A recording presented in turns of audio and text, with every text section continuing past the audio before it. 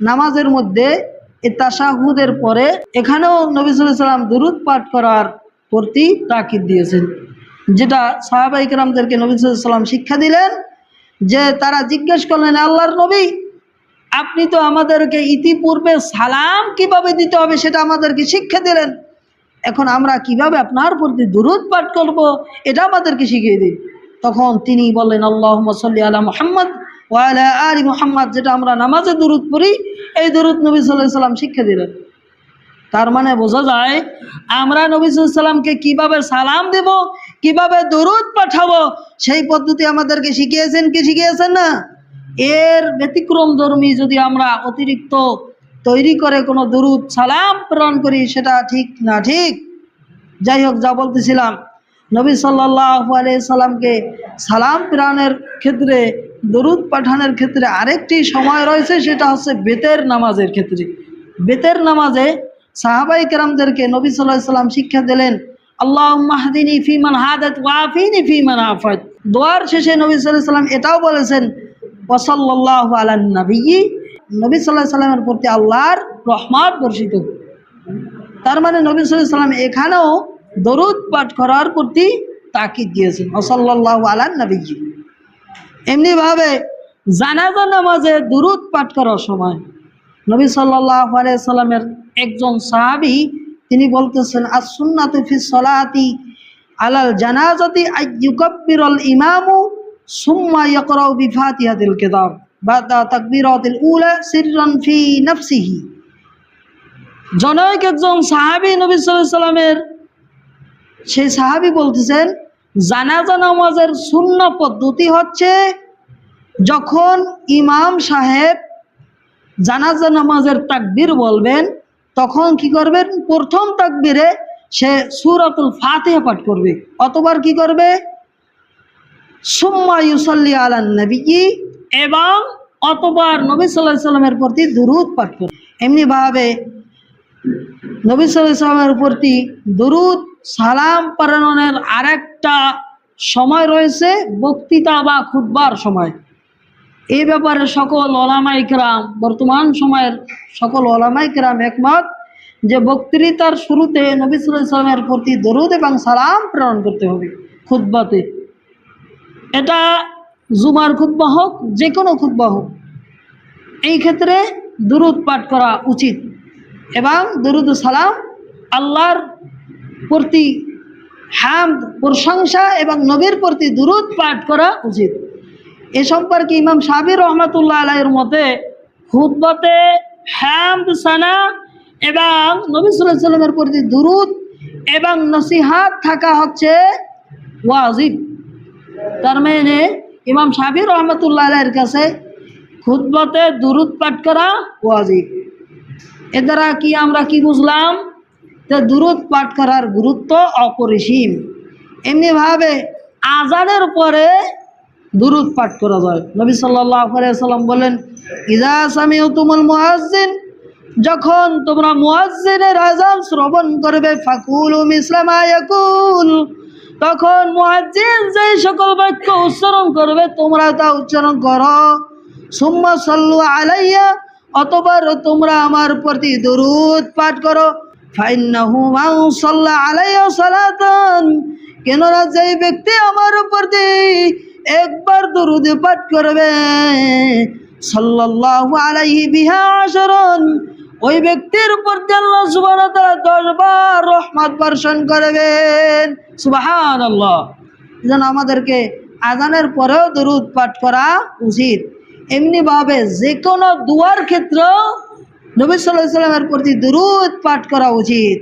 আনাস ইবনে মালিক রাদিয়াল্লাহু তাআলা বলেন, কুল্লু দুআইন মাহজুবুন হাত্তা ইউসাল্লিয়া আলা মুহাম্মাদিন ওয়া আলি মুহাম্মদ, যে প্রত্যেক দোয়াই হচ্ছে বাধাগ্রস্ত অবস্থায় থাকে যতক্ষণ না নবী সাল্লাল্লাহু আলাইহি সাল্লামের প্রতি দুরূদ পাঠ করা হয়। তার মানে নবী সাল্লাল্লাহু আলাইহি সাল্লামের প্রতি দুরূদ যখনই পাঠ করা হয় তখনই আল্লাহর কাছে সেই দোয়াটা পৌঁছে যায়।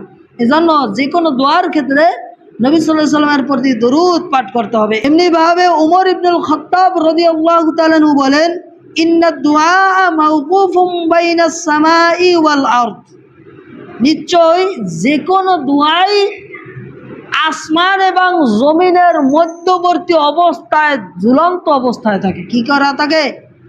ঝুলন্ত অবস্থায় থাকে দোয়া। এরপরে কি করে? লা ইয়াসআদু মিনহু শাইউন, অতক্ষণ পর্যন্ত সেটা উপরে যায় না, কোনো কিছু উপরে যায় না। হাত্তা তুসাল্লিয়া আলান নাবিয়্যিকা, যতক্ষণ না তোমাদের নবী সাল্লাল্লাহু আলাইহি ওয়াসাল্লামের প্রতি দুরূদ পাঠ করা হবে। তার মানে যে কোনো দোয়া করার পূর্বে নবী সাল্লাল্লাহু আলাইহি ওয়াসাল্লামের প্রতি দুরূদ পাঠ করতে হবে। যদি পাঠ না করা হয় সেটা আসমানের এবং জমিনের মধ্যবর্তী অবস্থায় কি থাকবে? ঝুলন্ত অবস্থায় থাকবে। এজন্য বেশি বেশি দুরূদ পাঠ করা দরকার। এমনিভাবে দুরূদ পাঠ করার আরেকটা স্থান হচ্ছে মসজিদে প্রবেশ এবং বাহির হওয়ার সময়ও নবী সাল্লাল্লাহু আলাইহি সাল্লামের প্রতি দুরূদ পাঠ করতে হবে। হাদিসের বর্ণনা এসেছে, নবী সাল্লাল্লাহু আলাইহি সাল্লাম বললেন, ইদা দাখালা আহাদুকুমুল মসজিদ, যদি কোনো ব্যক্তি মসজিদে প্রবেশ করে, ফায়ুসাল্লিম আলান নবী সাল্লাল্লাহু আলাইহি সাল্লাম, সেই ব্যক্তি যেন নবী সাল্লাল্লাহু আলাইহি সাল্লামের প্রতি দরুদ সালাম পাঠায়। সুম্মা লিয়াকুল আল্লাহুম্মা আফতাহ লি আবওয়াবা রাহমাতিক, সেই ব্যক্তি যেন আল্লাহুম্মা আফতাহ লি আবওয়াবা রাহমাতিক বলে। তার মানে প্রবেশ করার প্রথমেই আমাদেরকে কি করতে হবে? ডান পা দিয়ে প্রবেশ করতে হবে। এরপরে নবী সাল্লাল্লাহু আলাইহি ওয়াসাল্লামের পরে দুরূদ সালাম প্রেরণ করতে হবে। এরপরে কি করতে হবে? মসজিদে প্রবেশের দোয়া পাঠ করতে হবে। এইভাবে আমরা দোয়া পাঠ করতে পারি, বিসমিল্লাহি ওয়াসসালাতু ওয়াসসালামু আলা রাসূলিল্লাহ আল্লাহুম্মা আফতাহ লি আবওয়াবা রাহমাতিক। এমনিভাবে মসজিদ থেকে বের হওয়ার সময় একই ধরনের দোয়া দরুদ সালাম প্রেরণ করার পরে তারপরে মসজিদ থেকে বের হওয়ার দোয়া পাঠ করা উচিত। যেমনটা এইভাবে আমরা পাঠ করতে পারি, বিসমিল্লাহি ওয়াসসালাতু ওয়াসসালামু আলা রাসূলিল্লাহ আল্লাহুম্মা ইন্নী আসআলুকা মিন ফাদলিক। এভাবে পাঠ করে বাম পা দিয়ে মসজিদ থেকে বের হয়ে যেতে পারি, কোনো অসুবিধা নাই। এমনিভাবে নবী সাল্লাল্লাহু আলাইহি সাল্লামের নাম উচ্চারণ হলেই নবী সাল্লাল্লাহু আলাইহি সাল্লামের প্রতি কী করতে হবে? দরুদ পাঠ করতে হবে। নবী সাল্লাল্লাহু আলাইহি সাল্লাম বলেন, মান যুকিরতু ইনদাহু ফালিয়ুসাল্লি আলাইয়া, যেই ব্যক্তির কাছে আমার নাম উচ্চারণ করা হবে সেই ব্যক্তি যেন আমার প্রতি দুরূদ পাঠ করে। ওয়ামান সাল্লা আলাইয়া মাররাতান, যেই ব্যক্তি আমার প্রতি একবার দুরূদ পাঠ করবে, সাল্লাল্লাহু আলাইহি ওয়াসাল্লাম আশরান, ওই ব্যক্তির প্রতি আল্লাহ সুবহানাহু ওয়া তাআলা 10 বার রহমত এবং শান্তি বর্ষণ করবেন। সুবহানাল্লাহ। এমনিভাবে জুমার দিনে বেশি বেশি নবীর প্রতি দুরূদ পাঠ করা। হাদিসের বর্ণনা এসেছে, নবী সাল্লাল্লাহু আলাইহি ওয়াসাল্লাম বললেন, আকসিরুস সালাতা আলাইয়া, তোমরা বেশি বেশি আমার প্রতি দুরূদ পাঠ করো। ইয়াউমাল জুমাতি, জুমার দিনে, ওয়া লাইলাতুল জুমা, এবং জুমার রাত্রতে।